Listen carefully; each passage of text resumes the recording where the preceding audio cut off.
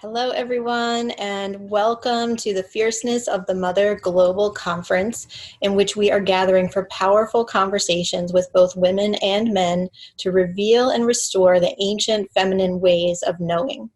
This event is designed to open up space for all of us to reinstate the principle of the continuance of life as our top priority. Here you are invited to tune into the guidance from the feminine force of creation and learn how this force can be used to revolutionize and revitalize our world.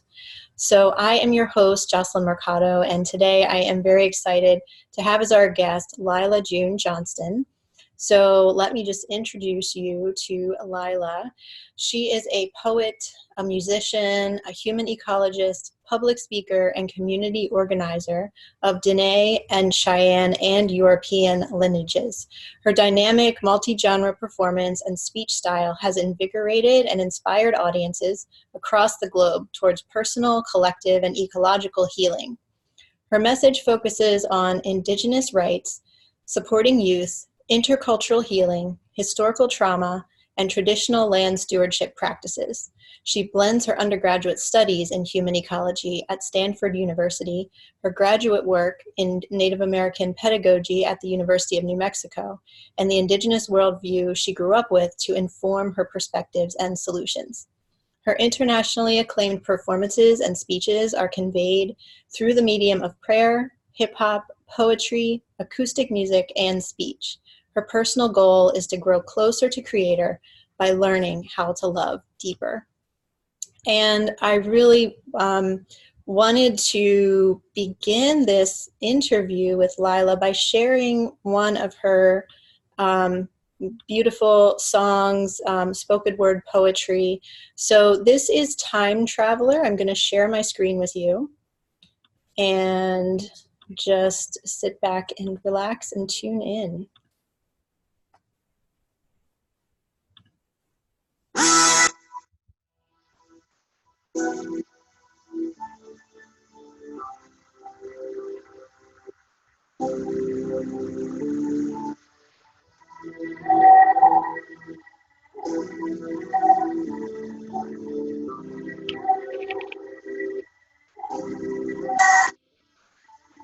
Time, traveling, running, faster, warrior is born, battle to be won, past, trauma, future, hurt, I'm a child of the dirt and I'm ready to give birth, planting a dream, panting a breathe, running towards a future with a handful of seeds, stronger than greed, I am stronger than hate, I stand under the shades of trees planted so long ago, a product of ancestral love. I'm here because my elders dance in the sun. They would give it all up for us. And from day one, it was practiced like religion to prepare for the ones to come. We are here to give all to the one unborn. We are here to give all. To the one unborn. This is insane. Living for fame, living for the next quarter, profits and gains. You forgot love, you forgot truth, you forgot how to live for a time beyond you. It's not about you, it's not about you. It's about the song that is traveling through. It travels through time. Singers will die, but the song lives on through matrilineal lines. We are here to give all to the one unborn. We are here to give all to the one unborn. Open your eyes, open your heart, draining out the furs before they can recharge. We're not in charge, nature's in charge. Look to the stars, remember who you are, stay humble or fall, we don't know it all, and we are not exempt from natural law. Live selfishly and the structure will fall, but if we live for those unborn, then the sun will go on. So before you take a book off the shelf, take a look inside yourself. Answers come to you at light speed. I'm searching for knowledge that I can't find on a news feed. Knowledge found through intuition. all account of Thaksin inventing its ain't superstition. It's ancestral tradition. So throw me the spear of wisdom, sharpened and sunlit. I'm giving my life to the oneness. I'm a warrior, I'm sun-kissed. I'm armed, but I'm harmless. Protecting cycles of rain and cycles of snow. Fighting for children whose names I will never know. I look up and read the messages written all across the sky. Messages telling us that it's time to evolve or die. It's time to live this life right, so that when our children look back, they look back with pride.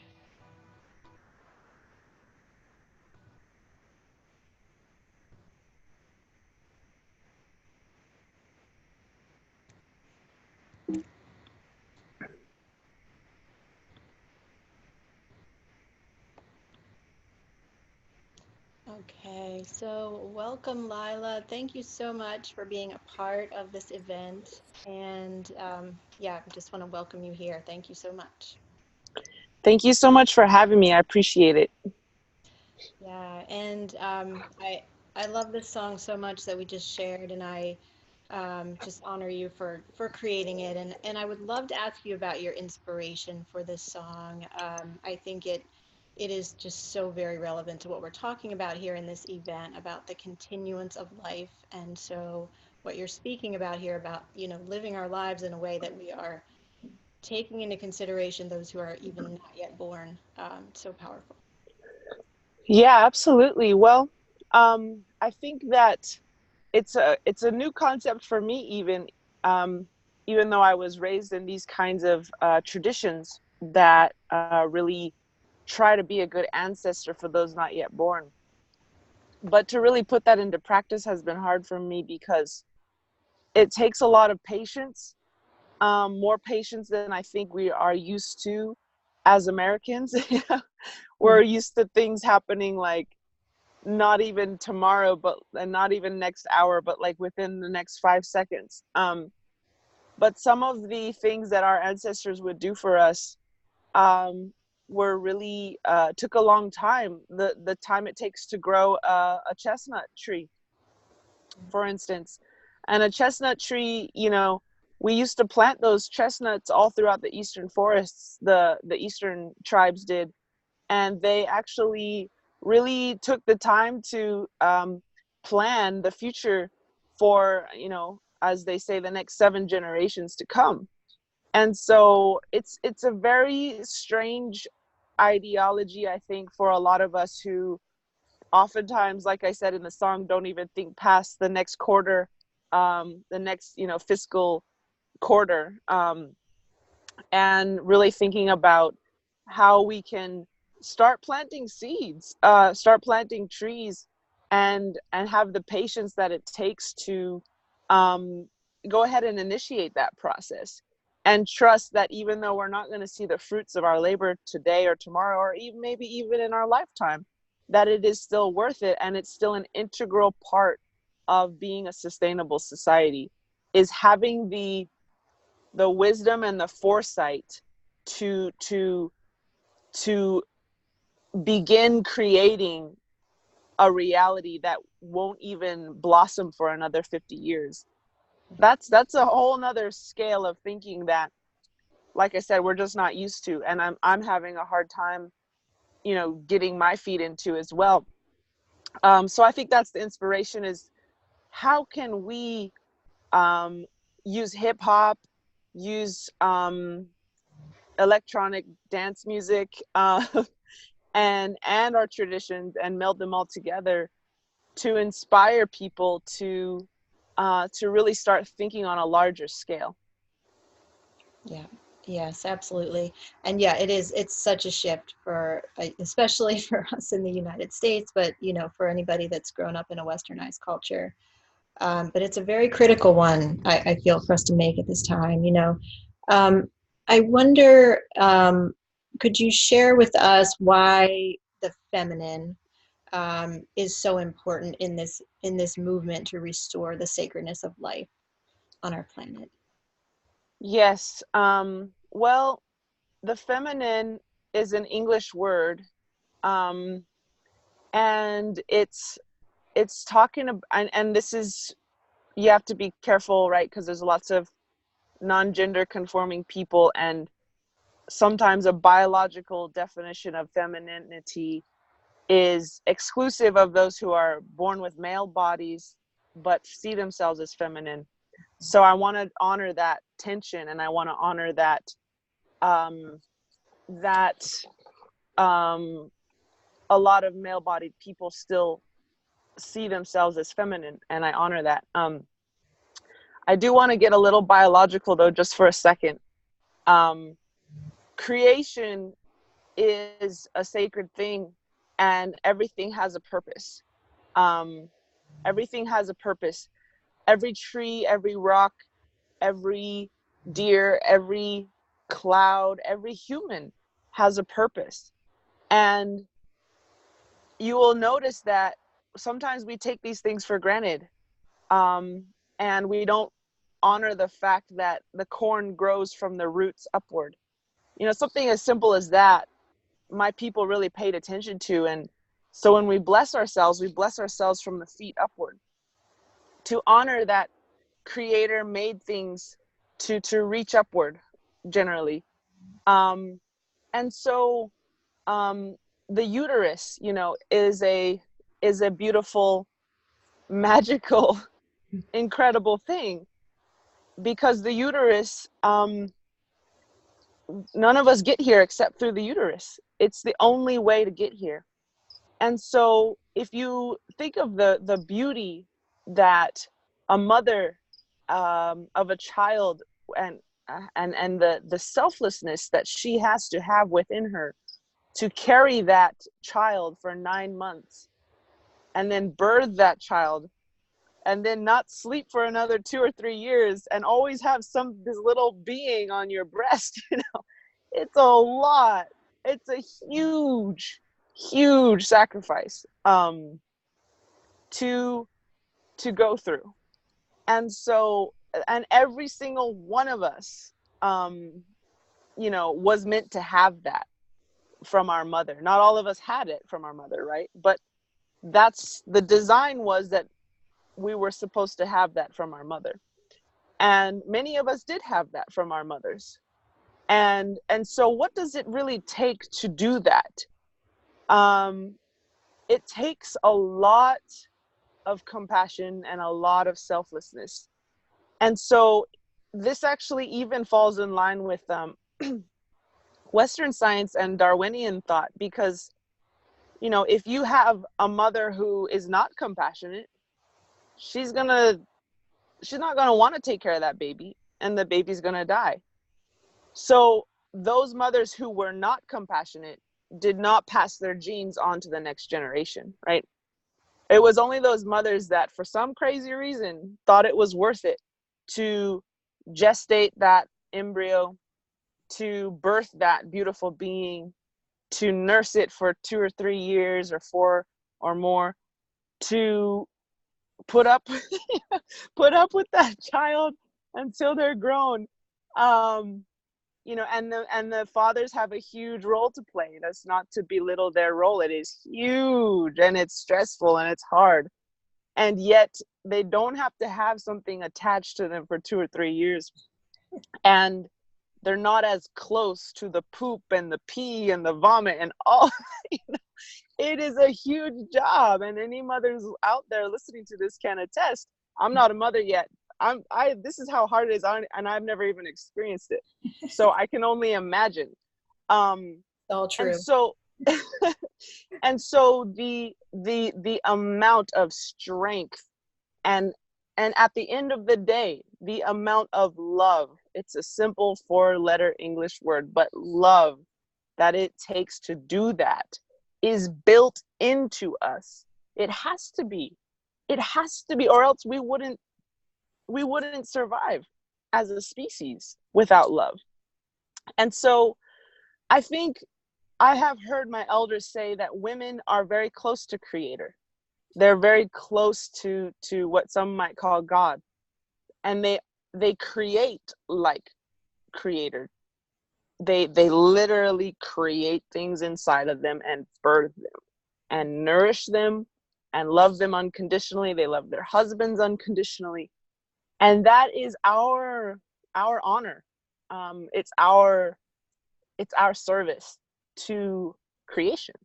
And that is a beautiful thing. And so this is why in a lot of our native communities, women are the leaders, because we want that kind of love. And as you call it, fierceness, fierce love. We want that kind of selflessness, that kind of incredible, almost supernatural power to give your body, your life, your time, your everything.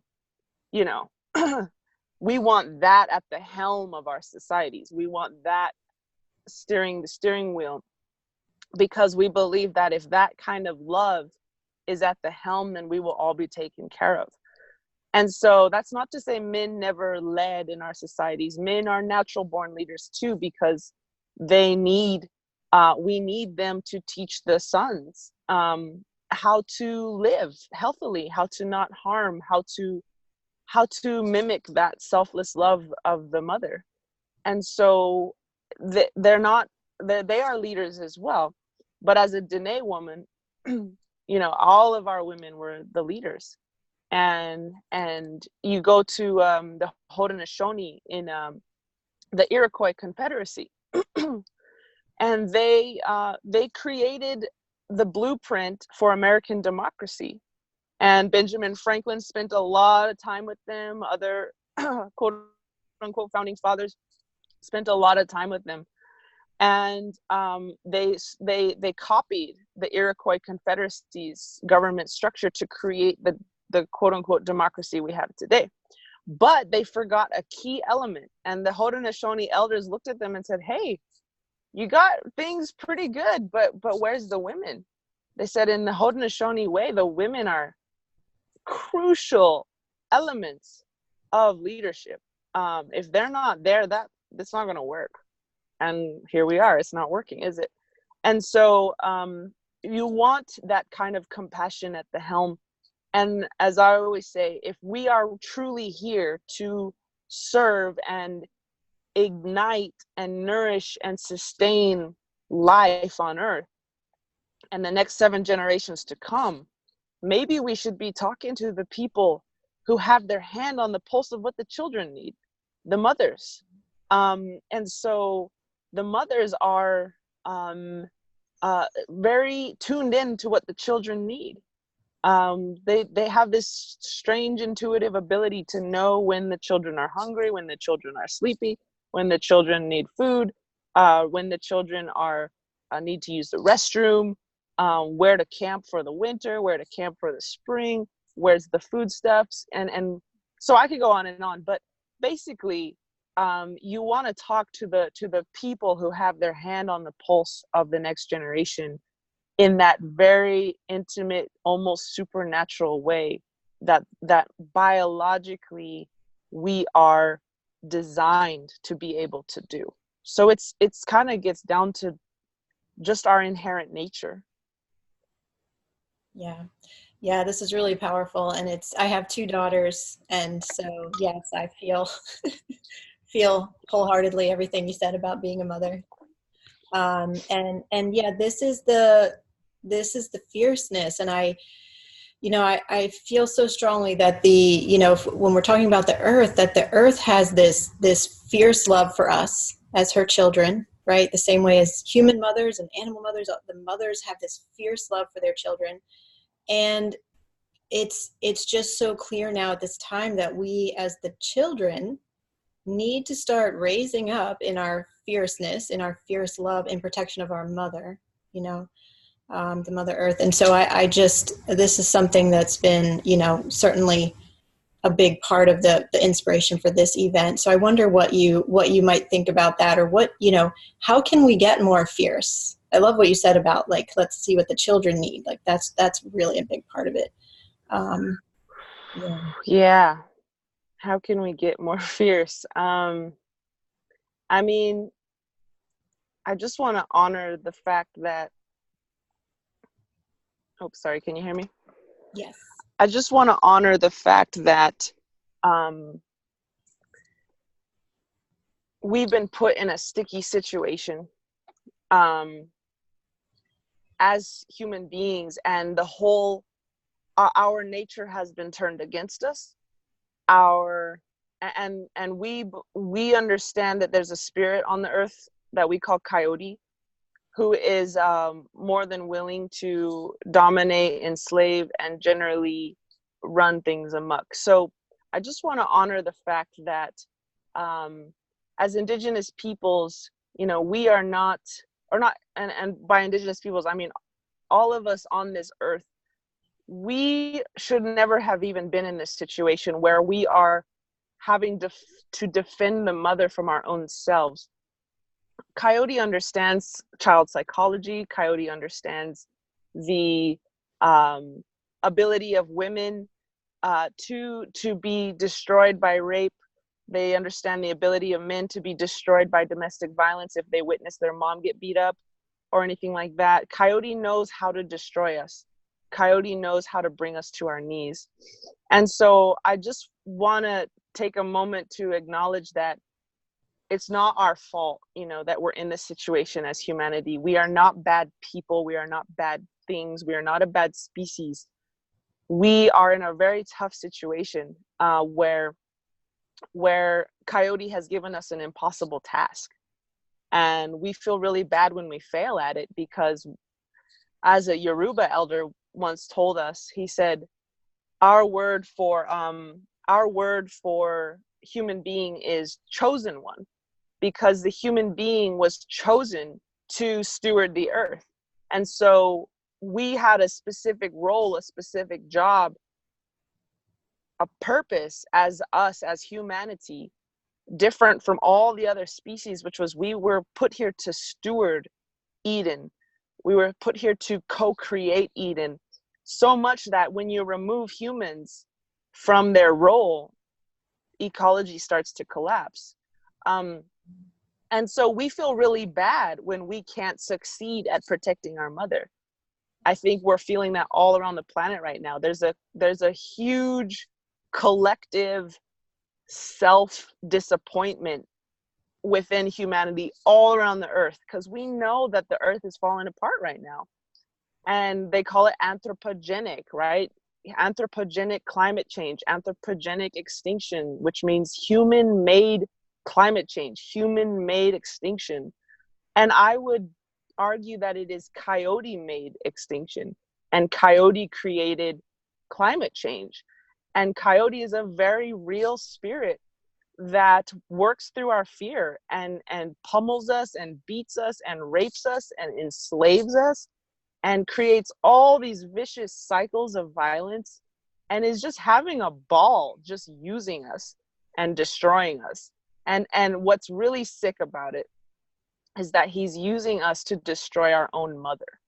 And that is like taking, I don't know, what's a good example?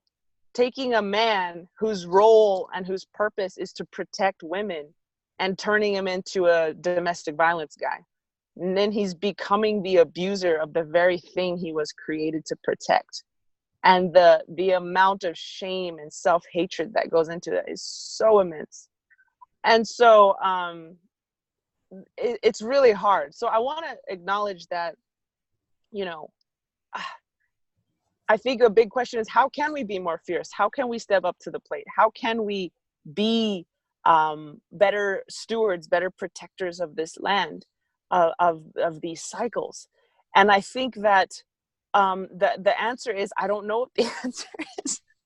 And I mean, I am doing my PhD on indigenous food systems and indigenous forestry and indigenous agroforestry, and how we can tend the forests again.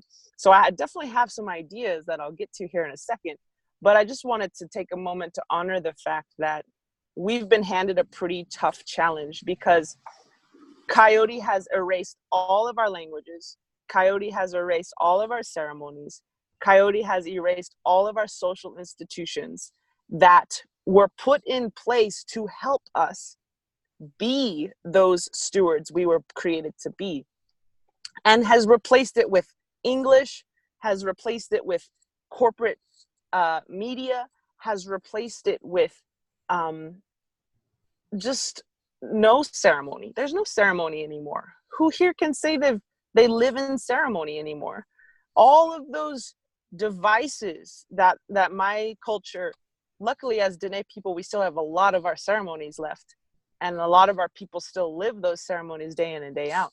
But that's an exception to the rule. There's most of humanity doesn't have their indigenous language anymore. They don't have the blueprint of how to live on earth that their ancestors lived and breathed and carried out, because it was destroyed by Roman expansion, by witch burnings, by colonization. It was destroyed. And so your question is a hard one, because you're basically saying, how do we as humanity tend the earth without any roadmap, any guide, any language to help us do that? And it's sorrowful, and it's sad, and it's not our fault. And so just as Coyote has diligently worked to expunge all of the languages and cultural blueprints that help us live on earth in a good way, that's how hard it's going to be for us to rise to this occasion. It's like asking a baby to build a house. It's like, that baby don't know how to build a house. It doesn't even know how to hold a hammer. I mean, that's how much it has disempowered us and taken away from us what we need to be good humans. Having said that, what is the answer then? To me, what I spend my life every single day doing is I work to revitalize indigenous cultures, to support them, to bring funding to their language programs, to bring funding to their cultural heritage programs, because those languages and those cultural devices are the antidote, and they are the answer to help us get back to where we need to be. And so there's a lot that goes on in that regard, but that's just one of many things I think we can do, is really look to indigenous peoples as leaders, look to indigenous knowledge as valuable. You have to understand that the boarding school system was very successful in devaluing our knowledge, to the point where a lot of our grandparents could speak the language, but they wouldn't teach their children because they really thought it was that worthless. And so that's what my grandpa did to my mom. And my grandma and my grandpa spoke Denebazad, and they didn't teach my mom because they literally thought it was worthless. And here I am. I can only speak English, and I have to fight really hard to speak my language again. And so I think that we're in that situation now where, on one hand, we need to really, really pump a lot of resources, a lot of support, a lot of moral support into indigenous cultures and indigenous languages, and indigenous paradigms. And at the same time, we as indigenous peoples have to try with all our might to share this knowledge, to disseminate this knowledge, to educate these babies, because they don't know what they're doing. They have no idea. We have to teach them how to crawl before we could teach them how to walk, before we could teach them how to run. There's so much education that needs to happen right now. And what you're doing with this interview series is a part of that. And so I think that's not the most pinpointed answer, but that's what I would say is, first of all, let's just take a moment to not feel guilty for the position we're in, because Coyote has a lot to do with it. And number two, let's breathe life into indigenous epistemologies, indigenous pedagogies, indigenous paradigms, and indigenous ways of life, so that everyone can start learning from that again. Yeah, thank you so much for a powerful answer to a nearly impossible to answer question. No problem. Yeah. Yes, thank you. And so shifting to a little bit of a different subject, I know you have spoken on, how we can shift our perspective, because we live in such a dualistic frame of mind, right? That everything is black or white, good or bad, and that's not the whole truth, right? That's not the way that nature really works. So what would you say about that? I know you have, you have a you have indigenous heritage as well as European American heritage, and you're able to see things from both of those points of view. So how can we shift our perspective to really embrace a more non-dual reality? Mm-hmm. Really hardest questions today. No, it's okay. um, yes. Well, I think that what you're saying makes me think of um, how it's not just Native American and European. There's also a billion trillion other cultures and languages and ways of seeing things out there. So um, expanding it from duality to more like an infinite spectrum out there. And I think the only reason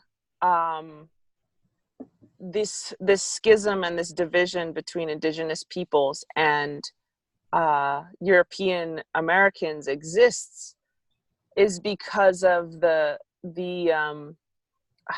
I mean, it all goes back to Coyote, but the pain that was inflicted and is still being inflicted on this continent against indigenous peoples was really, really, really, really severe.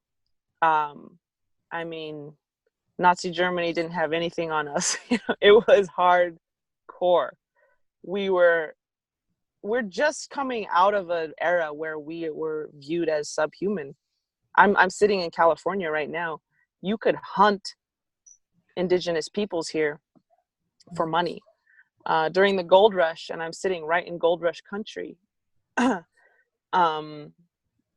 you could bring a scalp of a Native American to Sacramento and you could get money for it. And that was put into place because of the gold rush and because all these Native people were not interested in moving and not interested in letting other people dig the bones of their mother. And so then you have to imagine, how do we move from us versus them today? And I think forgiveness plays a crucial role in that. And apology plays a crucial role in that. And so I think that binary of indigenous versus non-indigenous and colonized versus colonizer, it only exists because of the way that we've treated each other. And once we can change the way we treat each other, that artificial binary will dissolve, and we'll start to see that we are one family. And so forgiveness is really important in that. Nonviolence is really important in that. I was just reading a little bit about Sand Creek Massacre, and the Cheyenne Nation of that area. They basically turned in all of their guns. They turned in all of their weapons, and they said, "We are not going to fight anymore. We're tired of it. We surrender." And they put their white flag up. And they went and camped out near Sand Creek. And the army knew that they had surrendered because they said it very clearly. "We are surrendering." And they literally gave their weaponry to the army. And then the U.S. Army came and murdered 150 unarmed, officially surrendered indigenous peoples, and then mutilated their bodies afterward. So it was a turning point in American policy, because even though the people in Colorado and the territory of Colorado were celebrating this so-called victory and this slaughter of these vermin, these disgusting Indians, in the East, like in the Eastern Seaboard in New York and other places, it was seen as an atrocity, and it was an atrocity.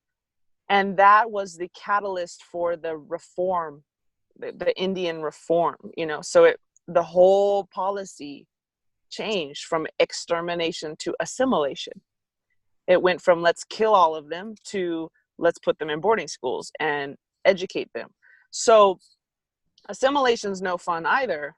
You lose your language, you lose your culture, you lose yourself, you get raped in the boarding school, blah, blah, blah, blah. But it's better than extermination.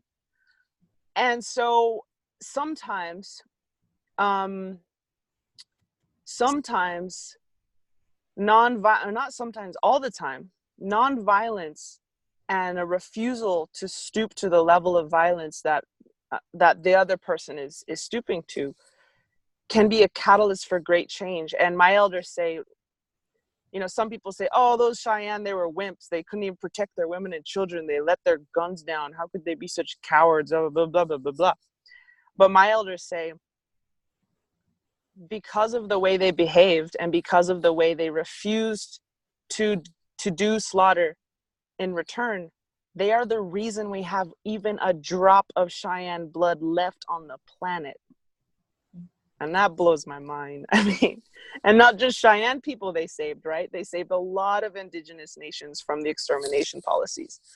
And so I'm a believer in the fact that nonviolence can dissolve those dualities and can help us see our humanity. And it's a tough task because we're basically asking people to do what the Hawaiians are doing as we speak at Mauna Kea and confront violence with the spirit of aloha. They're trying to build a telescope on Mauna Kea, their sacred mountain, and they're just sitting there singing, chaining themselves to cattle guards so that the trucks can't go through and bring the materials up. They're just sitting there singing, getting arrested one by one, getting their hands zip tied by police and pulled out of there with the spirit of aloha. And that kind of grace, that kind of compassion in the face of cruelty is Creator's way. And I think it's the mother's way as well.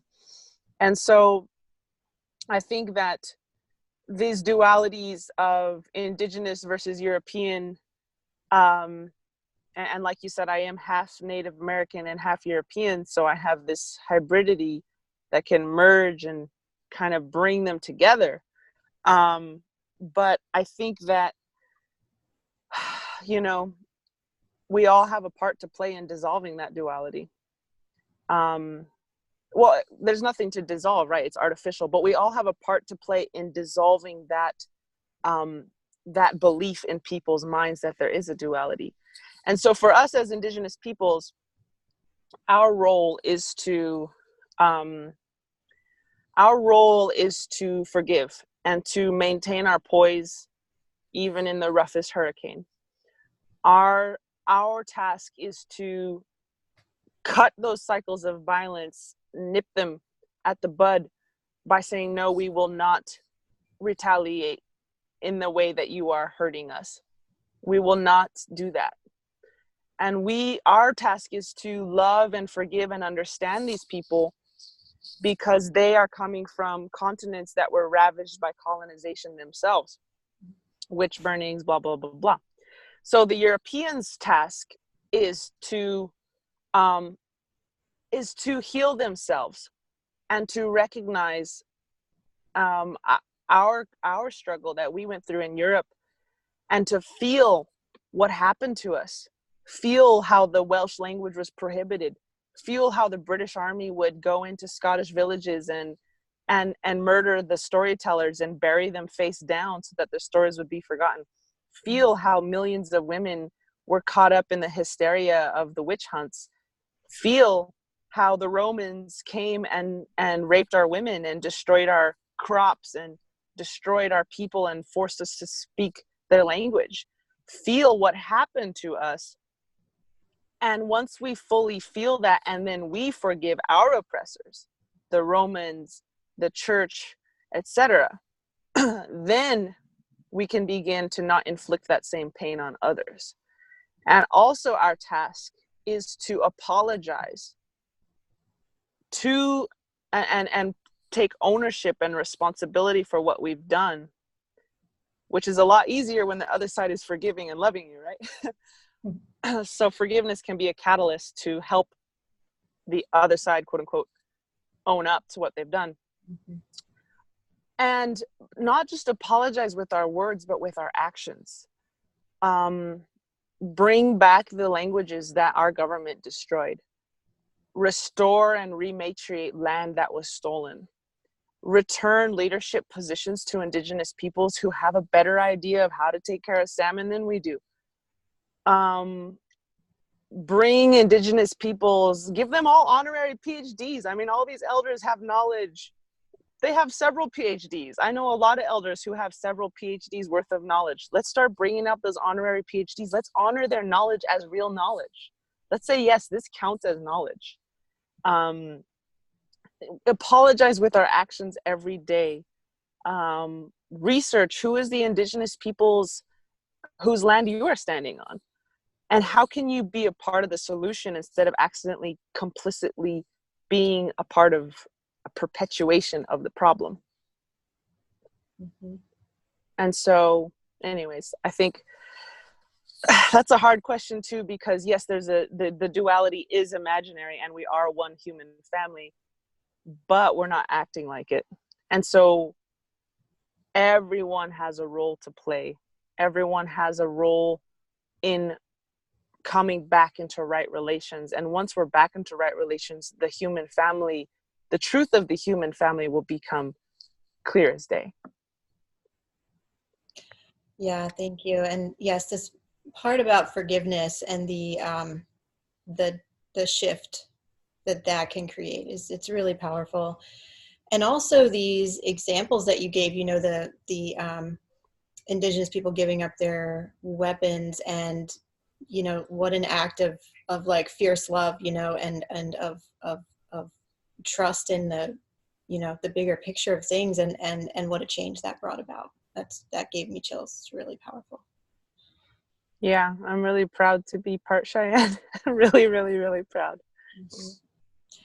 Yeah, well, let's, if it's okay with you, let's open up the Q&A and see what other questions the audience may have. And sounds good. Yeah. And I want to admit I'm a little embarrassed. My phone has 10% left and it's doing pretty good. It's holding up pretty good. But if for some reason it should die, I would invite you to show my All Nations Rise song on YouTube, and then I will run and get it plugged back in. But we actually only have about 15 minutes left, so I think it'll be okay. But I'm very sorry about that. We'll hang in as long as we can here. Yeah. Yeah. Okay. So if anybody would like to ask Lila a question, you can either go ahead and raise your hand, and you can come on with video or just audio, whatever you prefer, or you can put a question in the chat. And we do have Carol with her hand raised. So Carol, let me bring you over now.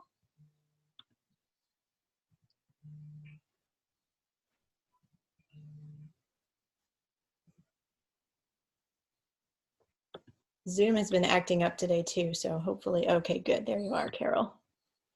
Hi, Carol, welcome. We can't see you yet, but we should be able to hear you.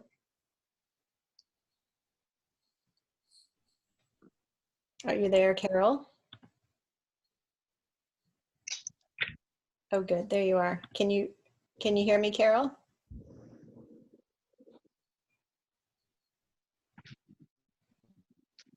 Carol, did you have a question for Lila? No. Okay, did you not mean to raise your hand? Yeah. Okay, all right. I'm there. Back as an attendee. Okay. Okay, so if anybody has any questions, as I said, go ahead and raise your hand or put your question in the chat. I do want to read one comment from Monique that she said, I think what you said about human beings is huge. So many people write off their own species. We can now see the evidence of human beings being removed from their natural role as stewards of the earth. And yeah, I agree. That's so big that we, like, what pain are we carrying that we don't even realize because we're not fulfilling that role of stewards and caretakers that we were put here to do, right? And to just acknowledge that within us.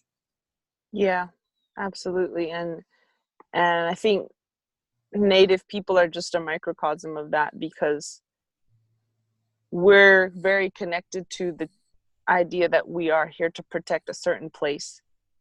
All over the continent, wherever I go, Native people say, you know, Creator put us here. Creator put us here. Creator put us here. Creator put us in this specific valley to protect the salmon right here. This is why we're here. This is who we are. The salmon gave us our voice, so we are entitled, or rather obligated, to speak up for the salmon, because this is what Creator put us here for. And so when you truly believe through and through, and you understand that your job is this, and then someone moves in and builds a dam, and then the salmon can't get up the river, and you don't know how, you don't have the lawyers, you don't have the money, you don't know how these people operate, you can't even speak English, you don't even know how to even begin to protect the salmon. Sometimes our indigenous peoples take it really hard, and they take it very personally, and it really destroys our self-esteem, and we get really upset with ourselves, and we're like, man, Creator put us here for this job and we're not doing it. What the heck? How can we? Maybe if we had better this or better that or better this, you know. But at the end of the day, it's not a horse's fault if someone traps it in a corral. It doesn't mean it's stupid, it doesn't mean it's not smart, it doesn't mean it's messing up. It just means sometimes things are bigger than you and more powerful, and they are willing to use that power to enslave you, and that's not our fault. So that's just a microcosm of what I think is happening to humanity as a whole. Yeah. There's another question in the chat here. So I think this is Phoebe. She's saying, I'm interested in coyote. Is there a way to learn more about that? And I think a question that I wonder if you might go into a little bit is, you know, how did the trickster trick us to begin with? You know, I'm sure that's a long story too, but how did we get tricked in the beginning to get to this point? Yeah, I know. And I think that it's hard to trace the cycles of violence. But I do know that one child, you know, undergoing the type of trauma that children have experienced in this world, it's so massive. And it really only takes one generation of terrorism to mess up a whole nation of people for a very long time. We as Dene people, we've been trying to heal for 500 years, and we still are dropping like flies. A third of my people have diabetes. A fourth of them have no running water. A fourth of them have no electricity.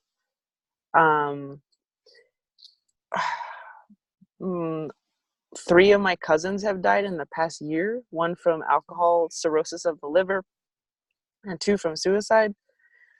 I mean, it's the tricks are very, they're illusions, but it's hard for the human brain to know that they're illusions. That's hard for the human brain to remember that that it's fake blood, and that it's, you know, and that we didn't do anything wrong. And so I think the trickster and coyote, I don't know where, I mean, there's plenty of coyote stories out there, and they're all very, some of them don't define coyote the same way I do, but it's in every culture. I forget what the Buddhists call it. I think it's Mara. And Mara is tried to trick the Buddha, right? The Buddha was sitting there on its way towards enlightenment, and it tried to trick him with money and sex and all this different stuff. And the Buddha wasn't tricked by any of those, and he attained enlightenment. And so in the Christianity, they call it Lucifer, but we don't really like that framework because it gives it so much power. And we say Lucifer has no power. You know, it has no power except for the power we give to it. So that's why coyote to us is a little bit better metaphor, because if you ever watch a coyote, it's very, it likes to hide, and it likes to kind of like slink around where it can't be seen, and it's kind of skinny, and it's just kind of like a little bit foolish, you know. And so that's why we use that metaphor. The Lakota people use the metaphor of the spider. They call it Ikhtome. And Ikhtome is a spider because if you think about that spirit that has come to completely harm us, and it was meant to be a guardian spirit. It was one of the major guardians of the earth, but it had a mate, and the mate was growing spiritually very fast, and it grew so fast that it left him. And instead of taking responsibility for his own growth and saying, oh, I should grow, I should take the time to grow, he just got mad at creator. He got mad at the whole system of growth and evolution, and he turned on the whole thing, and he's really PO'd right now. And so he's trying to play God, but he's not God. He's just a created being just like us. So anyways, Ikhtome is a spider because, you know, it looks really scary, but that's a trick too, because you're like 1,000 times bigger than it. You could, not that you would, but if you wanted to, you could squish it with your big toe, you know. And it's also like, looks a little scary, but it's like the coyote, it's also just powerless. And so understanding that coyote is powerless is a very important thing, and it's something that a lot of humanity has forgotten. We never like push out demons or cast them out. We say these are lost children of creator, and they need to go home just like the rest of us. And so when you call a spirit a demon, you're just locking it deeper into its own false identity, its own self-hatred. And so we're never afraid of those things. We're never afraid of anything. Fear has no place here, because there's nothing to be afraid of. And so what we do instead is we pray for it. We say, Creator, may you help the spirit understand who it is, help them heal from any trauma they experienced while they were in flesh, help them go home back to you, help them know that they're forgiven, help them know it's not their fault, whatever happened to them, help them know that they are deeply, deeply, deeply, deeply loved by you, and help them know that they're not bad, you know, that they're good, and that you love them. And then it goes home, you know. Or it doesn't like the feeling of love and it goes away. But either way, it goes away. And so I think, well, what I've heard is coyote's best trick against us is that it doesn't exist. And when we don't realize we're walking into a battle, like this is a full-blown spiritual battle that each and every one of us is living in right now, especially as women, right? Because rape culture is just like embedded in everything. I've been raped more times than I can count, and I've had to heal from that. And that's how I got sober. That's how I got to where I'm at. But I didn't know during all that time that I was living in a battle. And so I went to Stanford University, and I'm like, oh, great, I'm going to Stanford University. It's going to be so fun. I'm going to get my college degree and blah, blah, blah. No. You are walking into a land full of daggers and knives, and if you don't understand that walking in, you just get blindsided. But if you understand that walking in, it has no power against you, because you see it coming, and you already know to have boundaries ahead of time. But you know, everyone at Stanford's drinking, everyone's roofing each other, everyone's really confused, and just rape culture just blossoms in that university, in every university. So I got hurt very badly there. In fact, I almost died, truly. And I think that understanding coyote is there, especially as women and also as men, is a really important part of having defenses for that. So I'll stop there. I know we have more questions. Yeah, and we just have a couple minutes left. So the one other question that's here that I think is actually really interesting from Linda, she's saying perhaps that we need the trickster in order to evolve. Perhaps this is our call to evolve. It's forcing us to evolve. So I think that's important. Yes. I my elder told me something that really helped me solve that particular conundrum for me personally. I can only speak for myself. He said, the role of chaos is to bring us towards order. And chaos is not meant to be our final resting place. Its only purpose is to bring us back to order. And so that helped me, because I was having a hard time believing that that chaos was necessary, that suffering was necessary. And I think it does teach us inevitably. I mean, some of my greatest teaching moments were some of my most miserable moments. And arising from that made me a much more compassionate person, because I never wanted anyone to feel that way that I felt. And so I do honor the role that pain has played in my life, and it has really, in many ways, made me stronger. And in a very sad way, I know that, a sad but beautiful way, I know that I came here to be raped so that I could help my sisters who are getting raped. Because how can you help them if you don't know what it feels like? I didn't even know it was rape. It was so normal in my life. I just thought it was what happens. This is what happens to girls in high. It's just, you see it on the movies all the time. And so I think that yes and no. In other words, this is my personal opinion. I think whoever answered that question has their own journey, and every single person on this call has their own journey. But for me, I think yes and no. I think the only reason we need chaos to teach us is because we're in this really hard situation. But I do believe that this whole world used to be heaven. That's what my elders tell me. They said, Lila, this whole world used to be heaven.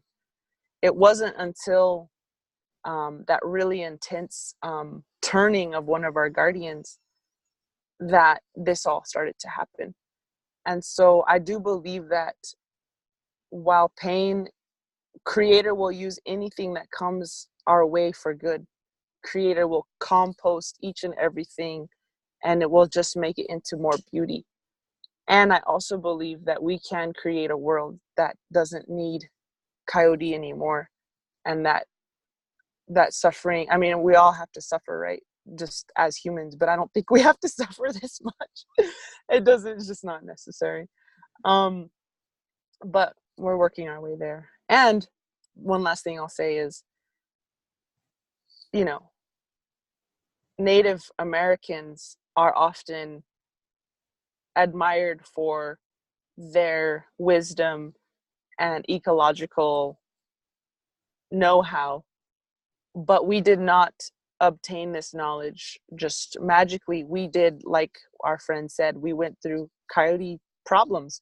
We went through trial and error, and we had slavery here. We had slavery here before Christopher Columbus was even born. We had slavery here, we had hierarchy here, we had warfare here, and we had destruction, and we learned from those things, and we learned that patriarchy doesn't work. We learned that treating the earth as a slave instead of a mother does not work.